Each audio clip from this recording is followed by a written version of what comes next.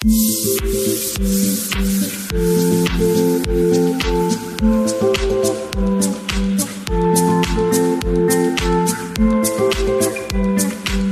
kembali dengan Great Talk, podcastnya Sekolah Pascasarjana Universitas 11 Maret.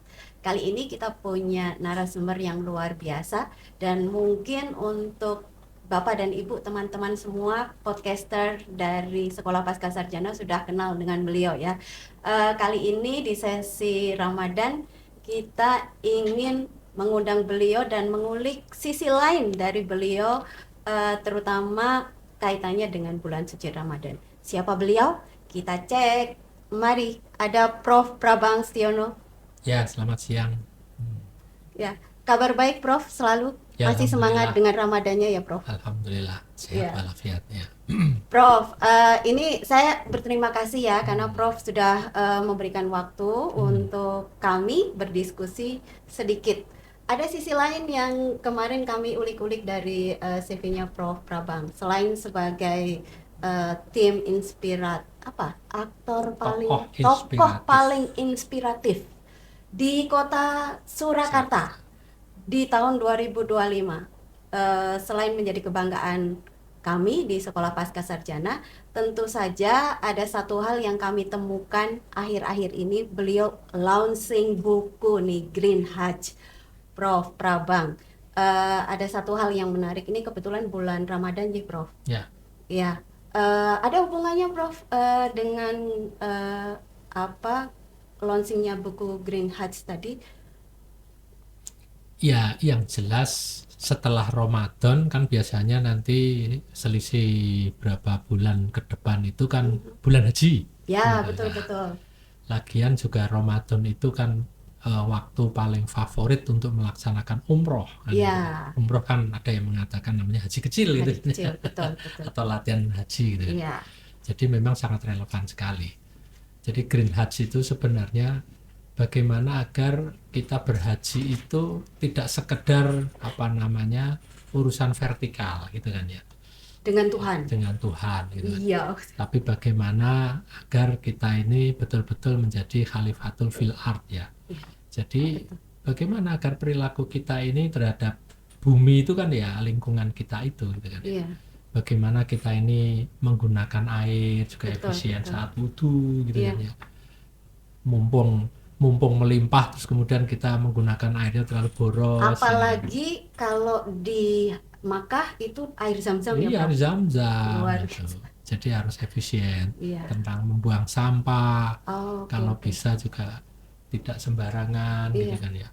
Pokoknya kita sadari betul bahwasanya memanfaatkan sumber daya alam itu kalau bisa ya secara amanah gitu kan. Harus dijaga, dikonservasi. Ya, omong-omong Prof, di bukunya Green Hajj ini saya lihat kan publishernya dari Muhammadiyah ya?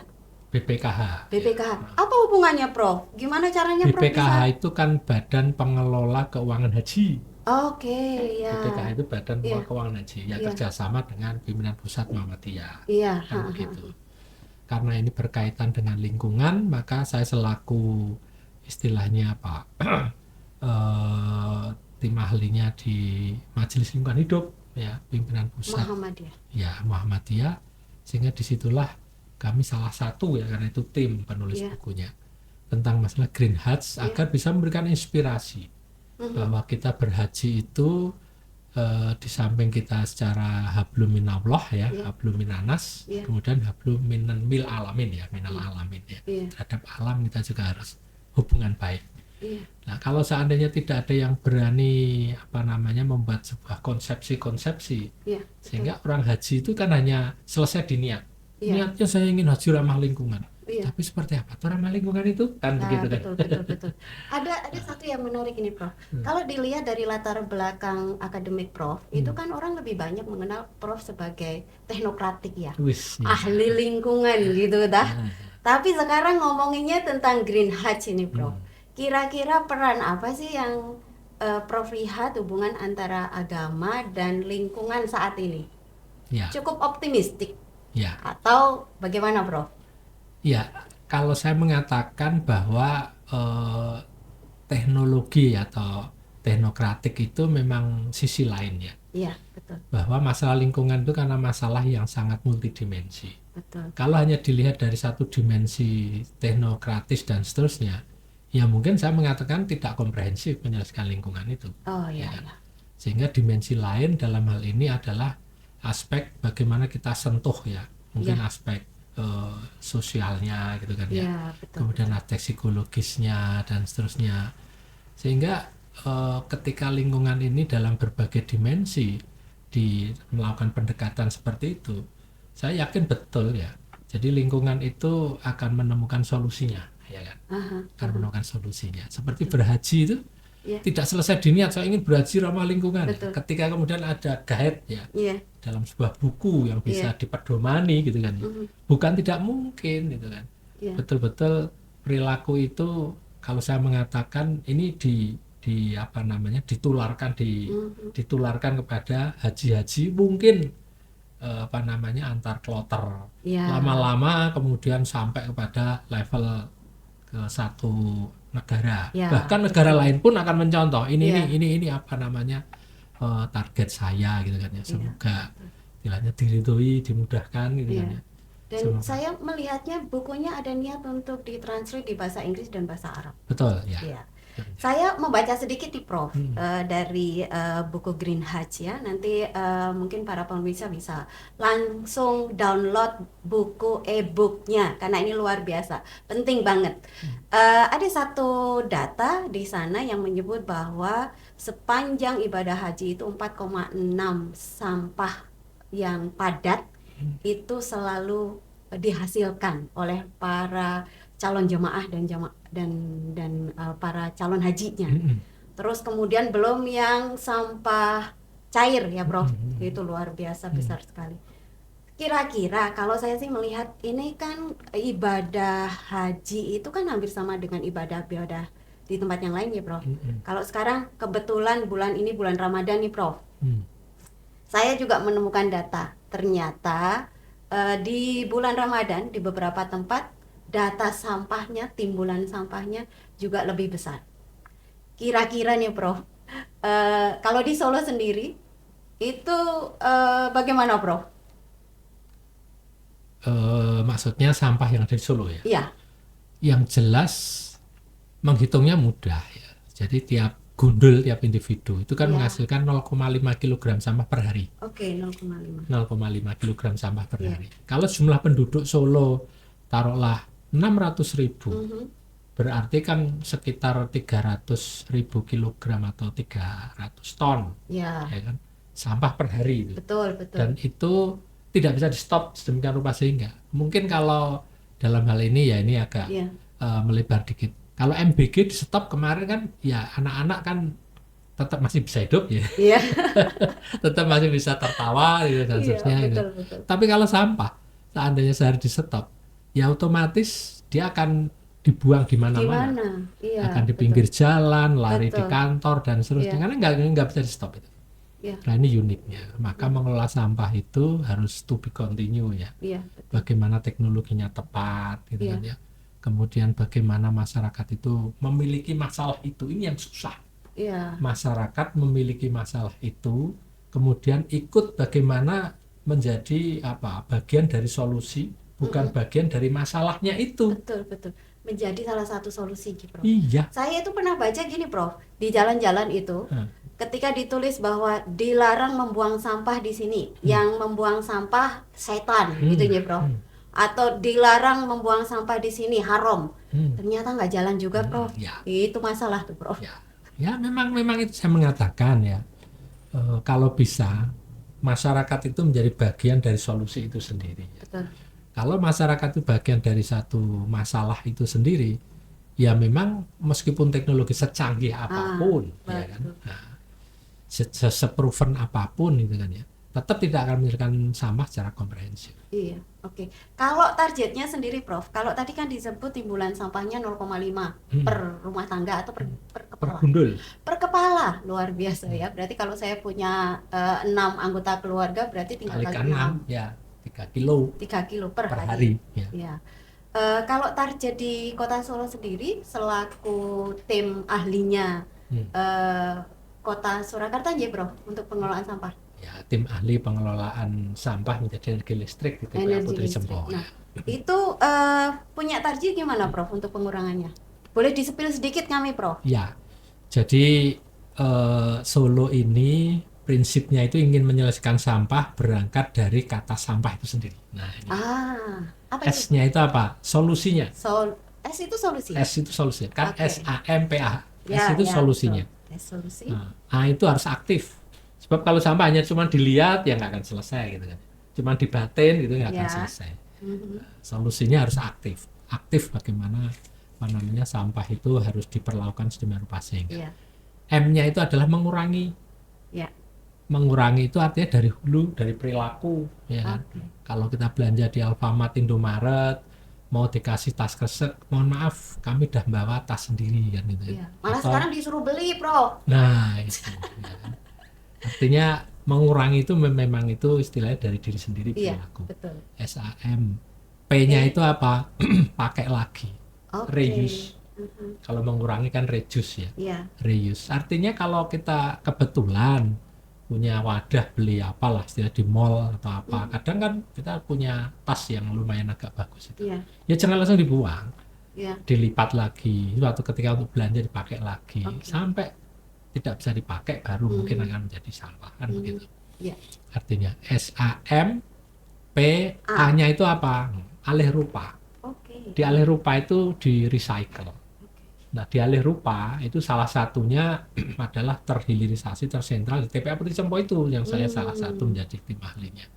Yaitu dirubah menjadi energi dengan menggunakan teknologi gasifikasi tentunya kan. Nah, di alih rupa itu baru salah satu, salah duanya bisa dialih rupa menjadi kompos bagi yang organik kan untuk pupuk dan terusnya. Kemudian untuk cairannya itu ya yang bisa menjadi mol juga bisa menjadi ekoenzim juga bisa dan seterusnya. Jadi alih rupa itu sebenarnya tinggal kemauan kita saja. Bahkan kertas bekas pun dialih rupa, bahkan menjadi undangan-undangan pengantin yang unik itu. Ini beli kertasnya memang nggak ada yang memang ini kertas daur ulang kan gitu kan. Betul. Alih rupa. Ya kan. SAMPAH. Hanya itu apa? Hasilkan nilai tambah. Bisa. Jadi hasilkan nilai tambah itu, contohnya kertas yang udah bekas didaur ulang menjadi kertas-kertas unik, produk kreatif itu ya. Nah, itu apa ya? Menjadikan nilai rupiah.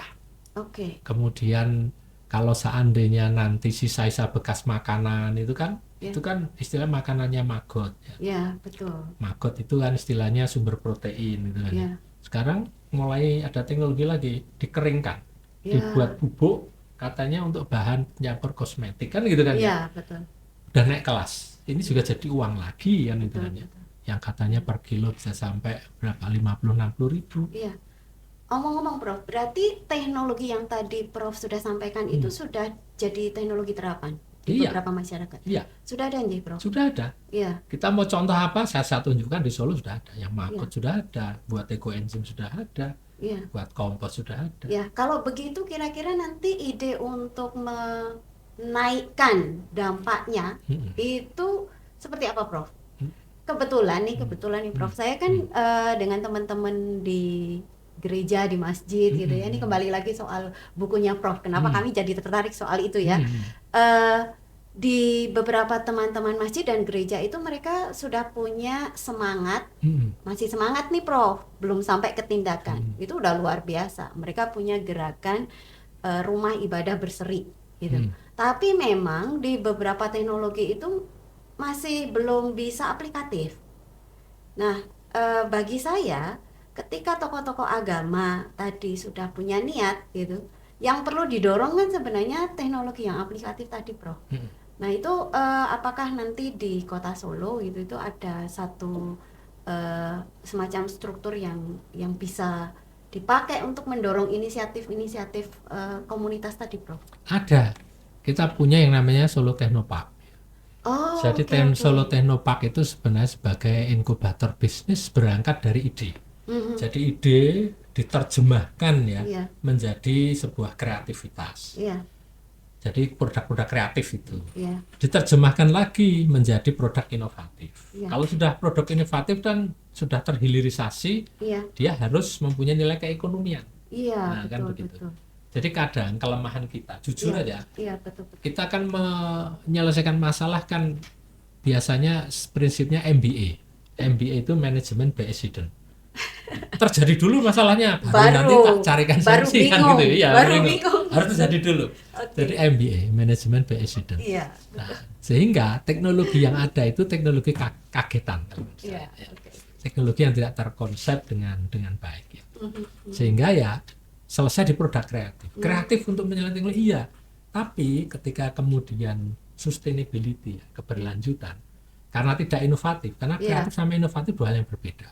Kalau kreatif itu yang penting ada barangnya, bisa untuk dipakai saat itu, gitu kan. Betul, ya. betul. Tapi ketika kemudian direplikasi dan seterusnya tidak mempunyai nilai keekonomian. Nah, sehingga ya teknologi itu jadi usang. Nggak dipakai. Ditinggal orang. Ya.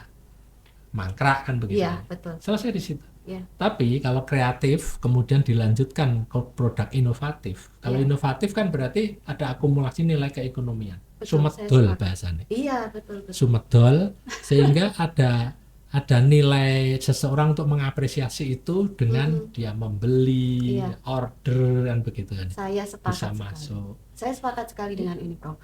Karena kebetulan nih kami kan bekerja dengan masyarakat nih, Prof. Mereka itu setiap kali dikasih contoh, mereka selalu berpikir kira-kira untung saya apa, gitu, Bro. Sederhana banget. Ini manusiawi. Untung, ya betul. Jadi saya kira ini menjadi PR nanti mempertemukan teknologi yang aplikatif tadi dengan semangat masyarakat ya, Bro.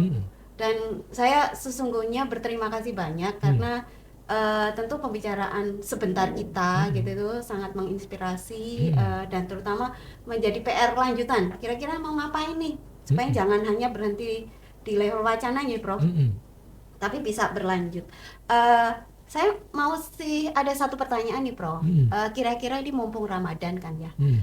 Pesan-pesan Prof Prabang yang juga aktif di organisasi keagamaan ya. Ini boleh saya panggil Ustadz nih lama-lama ya, Prof. Waduh.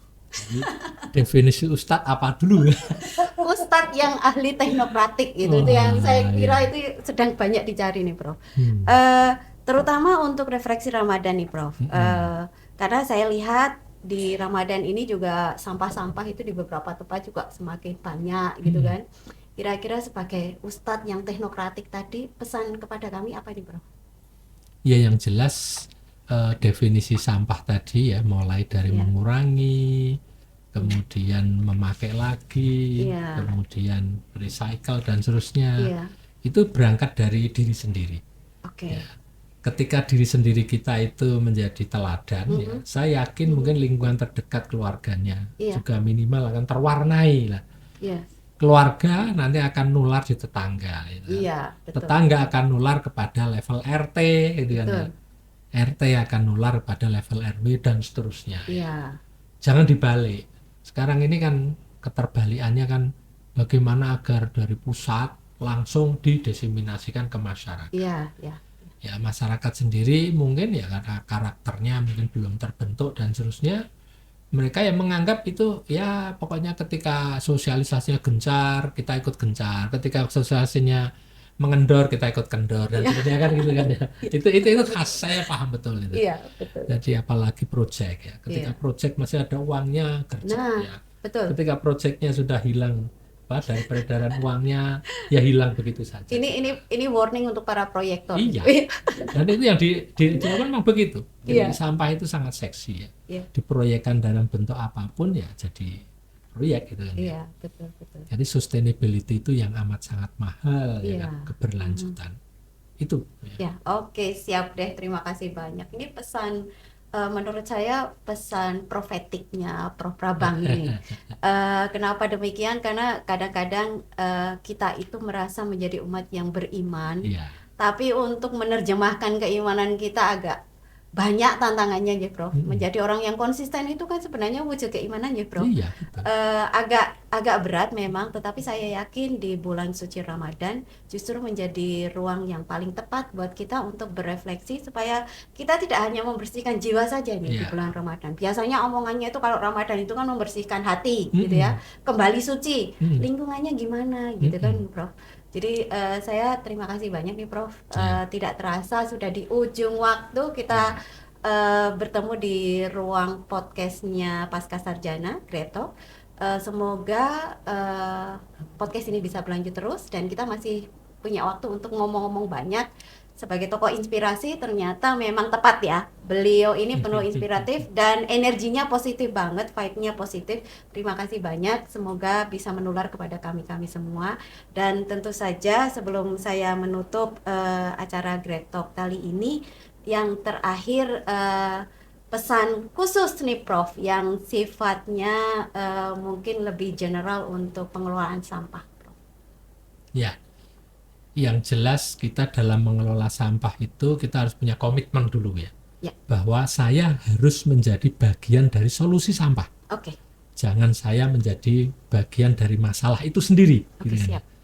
Maka ketika komitmen ini pasti nanti akan diikuti oleh yang namanya aksi, ya kan? Aksi, ketika aksinya itu dengan komitmen yang kuat, saya yakin ya, rawi-rawi rantas, malang-malang potong, bukan hal yang tidak mungkin, sampah itu akan menemukan solusinya. Iya, jadi tidak betul ya Prof kalau selama ini sampah itu hanya menjadi urusannya pemerintah ya. Salah. Yang penting bayar, sudah habis itu selesai. Kita menjadi bagian dari masalah itu. Justru kalau kalau demikian itu menjadi bagian dari masalah.